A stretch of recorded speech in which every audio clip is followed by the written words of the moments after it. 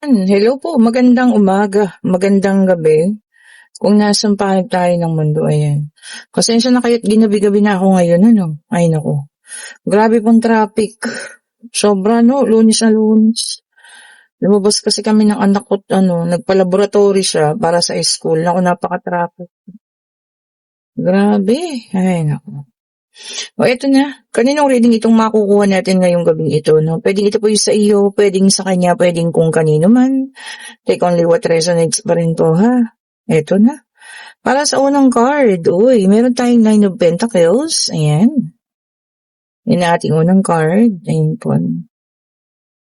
Grabe sa, talaga. And we have here the Death card. Okay.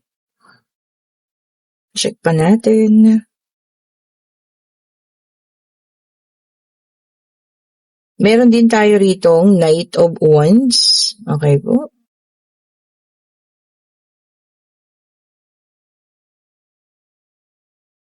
And meron tayo ritong The Emperor. Okay. Yan. Yan. Pantay na. Yan ang unang 4 na cards, no? Unang latag. Check pa po natin, ha. Take only what resonates pa rin, no? Sabi ko nga. Ito pong reading ay pwedeng sa inyo, pwedeng sa kanya, pwedeng kung kanino man, ano. And this is also a timeless reading kung kailan ka makaresonate. Yan. Ang reading na ito po ay para sa inyo. Meron din tayong The Lovers. Okay.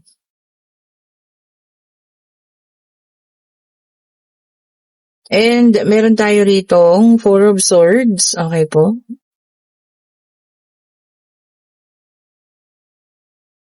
And meron tayo ritong Six of Pentacles. Ayan. Para sa final card, we have here the Ten of Swords. Okay na. Kompleto na itong ating, muntik na malaglag. Ay, tumumba. Ating situational reading ngayong Lunes na ito. Ayan, Lunes pa rin po, ano. Ayan, so nakikita ko rito, ikaw po isang taong sugatan, nasaktan before. Ayan, ano. Sobra yung sakit na naramdaman kasi nagkaroon ng pagtatapos dito, no? Nagkaroon din ng katahimikan, ng pag-iisip para sa sarili lang. Kumbaga, inisip mo na yung self-care, ganyan, self-love, and inayos din yung buhay. Ayan. Alam niyo dito may isang sorpresa if meron kayo ngayong let's say ka-chat, pwede ito po kasi nasa abroad. Ayun, no? So, the Emperor kasi ito, parang foreigner, no? So, kung kayo dyan, yung may mga afam, ito na. Or kung wala pa, maaring siya. No, foreigner ito na makikilala ninyo.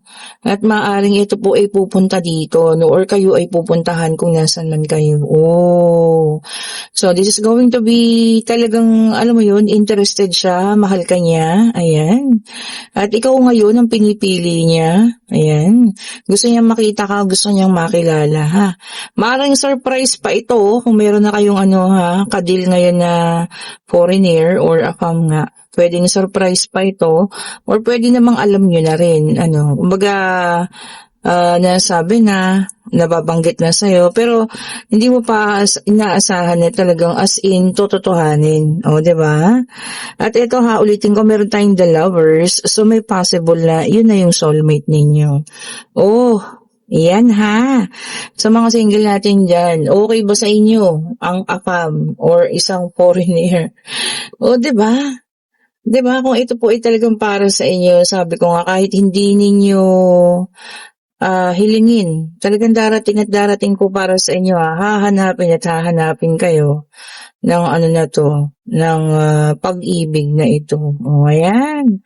So, foreigner ang para sa'yo, ayan, kung sino ka man, kung kadil mo na siya ngayon or nagkakakilanlan pa lang kayo, mas lalalim po, ang inyong pagsasamahan. Oh, 'di ba?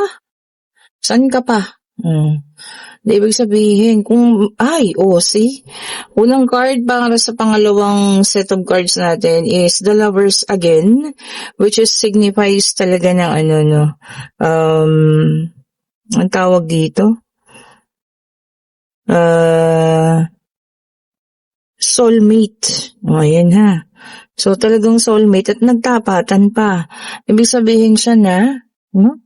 Swak na swak siya para sa'yo. Ganon din ikaw. Swak na swak ka para sa kanya, ha? And we have here the judgment na may dalang number 20. Ayan.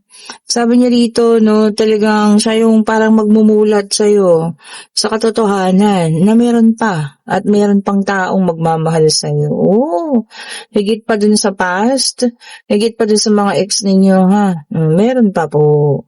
O, ayan ha, may 6 and 20 ang ating mga numero. At ito yung pangatlong card natin. We have here the 10 of Pentacles. Uy, at siya ay well, ang tawag dito, may kakayahan. O, ayan.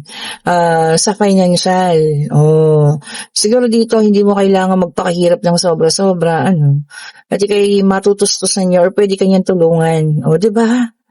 Hindi naman natin sabihin pagsamantalahan or whatsoever, pero alam mo yun, ang taong ito po ay mag-aalok ng tulong sa'yo. Ibig sabihin niyan, kaya gano'n kasi mahal ka. Di ba po? Ito pa. And we have here the Page of Swords. Ayan, at ang tao rin pong ito ay kaya kang ipaglaban. Di ba naman? Tama yun. Di sana nga. Soulmate na yun eh. And we have here the Ace of Cups. This is going to be a new relationship. Sabi niya rito, new romance and new love. Bago to ha. Hindi ito luma. Hindi to ex. This is a new person. And may possibility na ito po ay isang foreigner at kayo'y susurpresahin. And we have here the Four of Wands. So sa mga single and may possibility rin ng engagement. Ayan. Baka kaya pupunta rito ha. Kayo po i-allocate ng engagement, or talagang itataas na yung level ng inyong pagkakakilanlan. Hindi lang basta friends, yan. Pwede na rin ma-engage, diba? And we have here the Seven of Cups. Ayan. Sabi niya rito, this would be a new opportunities. Yes, possibilities din. Opportunity kasi, opportunity na magmahal ulit, diba?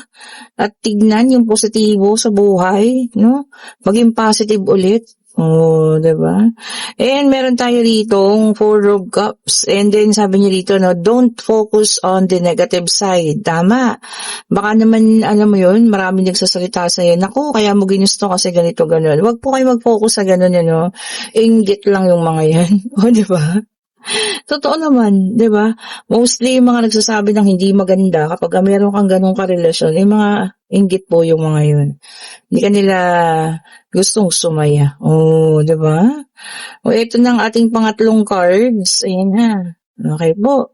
Take only what resonates pa rin. Okay? Ito ay pwedeng sa'yo, pwedeng sa kanya, pwedeng kung kanino man po. Timeless reading pa rin, Check natin. And we have here the Temperance, Fire Sign, Aries, Leo, and Sagittarius. Ayan.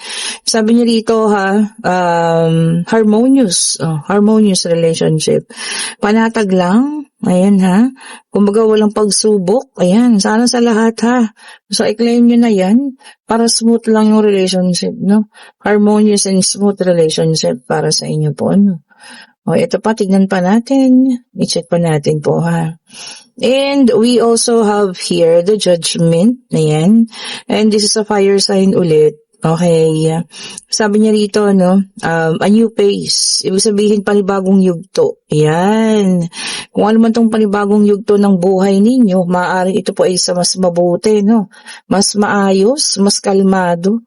Diba? Mas okay. Dito na tayo sa panibagong yugto na ito. Diba naman, ito pa. Tignan pa natin po, I-check pa natin. Okay. And we have here the Justice, Air Sign, Gemini, Libra, and Aquarius. And equality o pagkapantay-pantay. Dapat lang. Para sa lahat yun. Diba, Walang makalalamang. Tama po yun. Dapat sana ganun sa lahat, Pwedeng sa gobyerno o kung ano pa man. Diba? Pagkapantay-pantay. And we have here the Ten of Wands, fire sign ulit. Ang daming fire. Okay. Sabi niya dito, Keep going. Yun, ang tama. Go lang ng go, move on. Sabi nga, no? Pasulong. Huwag paurong. 'Di ba? Kahit ano pa yung mga nararanasan nating pagsubok o kung ano man, sumulong pa rin po ha. And we have here the page of wands. This is a fire sign, Aries, Leo, and Sagittarius. Ang dami talagang fire ha. Mag-ingat sa mga apoy-apoy po. Mag-ingat. And there will be a new inspiration para sa ilan sa inyo. Ayan. Baka may magpaparamdam ng kanyang pag-ibig, paghanga sa inyo. Ayan po ha. And meron tayo dito ang The Hangman. Ito water sign na. Cancer, Scorpio, and Pisces. Ayan. Sabi niya naman dito, no? Acceptance. Pagtanggap. Kung ano man yung dapat nating tanggapin, na maaaring ito na po ay ang siyang solusyon, sa mga bagay na mahirap nating tanggapin. O kumbaga, yung hindi tayo makaalis. Kung di natin tatanggapin ito, gawin na po natin, Kasi yun lang yung paraan Acceptance is the key, sabi nga Yun lang yung susi. And we have here the moon, water sign ulit ito. Ayan Sabi niya rito, ang lakas ng nyo ngayon, intuition ng inyong subconscious mind. Ayan. Yung may mga kutob dyan, maaring ito po ay tama. So ano man itong mga hinala, kutob, maaring ito po ay totoo. So, kung ano man ang inyong nakukutuban sa ngayon, ayan, mag-imbestiga pa ha. Para at least meron kang, ebidensya. Kung ano man itong nakukutuban mo. Ito pa, i-check pa natin po, And we have here the Hermit, earth sign. So, lumabas lahat, fire, air, water, and earth. Kaso naka-reverse ang ating the Hermit. Ayan. Sabi niya rito, loneliness, kalungkutan, merong mga binabalot ngayon ng kalungkutan. Maaring may mga naalala, 'di ba? Maaring may mga bagay na, alam niyo 'yun, nagpapalungkot. Kung ano man po ang kalungkutang ito, sana 'wag natin tambayan. Sabi ko nga pagdaanan lang, 'di ba? At eto na, kayo po yung magtanong na pag-ibig, pangyayari, financial, kung ano man ang nais niyo malaman. Ayan. Magtanong na po kayo ha. Answerable ba yes or no?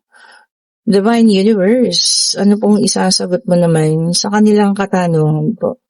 Isang sagot lang po ha. Ito na. And yes po ang sagot. And this is also, kaperahan, Nine of Pentacles. Ayan. Financial stability is coming. Tama. Dahil, alam niyo yun, parang turn of, na ngayon, months papasok na ang mga magagaan na panahon sa pagpasok ng taglamig, 'di ba? September, October, November, December. Parang super gaan na ng mga bagay-bagay. So iikot na kung mga nakararaan parang mabigat, eto na, mas magaan na sa ngayon. Okay po. And kung nagugustuhan niyo ating reading, pa-like, pa-share, subscribe, and hit the notification bell para lagi kayong updated sa mga bagong videos na nire-release natin. At sa lahat po na may gusto ng ating mga bracelet, ayan po, kayo po yung mag-order na. Ayan, kung ano man ang gusto ninyo, pwede kayong magtanong sa akin, Pwede kayong mag-ask kung ano yung bagay sa inyo, Kung saan talaga pwedeng mag-focus. At sa lahat po na may gusto ng private reading para sa Friday, mag-chat na kayo. Wala naman kayo ibang makakausap, ako lang to. Ayan, para po kayo makapagpa-schedule na ha. Ni-schedule po natin yan every Friday po. Thank you so much po ulit for watching. Ayan. And kung kayo nga pala yung nasa situational reading, di ba, i-welcome natin, di ba? Lalo na kung nakikitaan mo, talagang mahal na mahal ka ng taong ito. Napaka-good po niyan. Ibig sabihin, kayang-kaya kanyang ilaban, totoong mahal ka niya, kayang-kaya kanyang ibigay lahat sa'yo. Di ba? So, kung ito man ay foreigner or a fam na susurpresahin ka, that's a good news, di ba? Okay po. Thank you so much po ulit and stay safe po sa lahat ha. Bye-bye po sa inyo.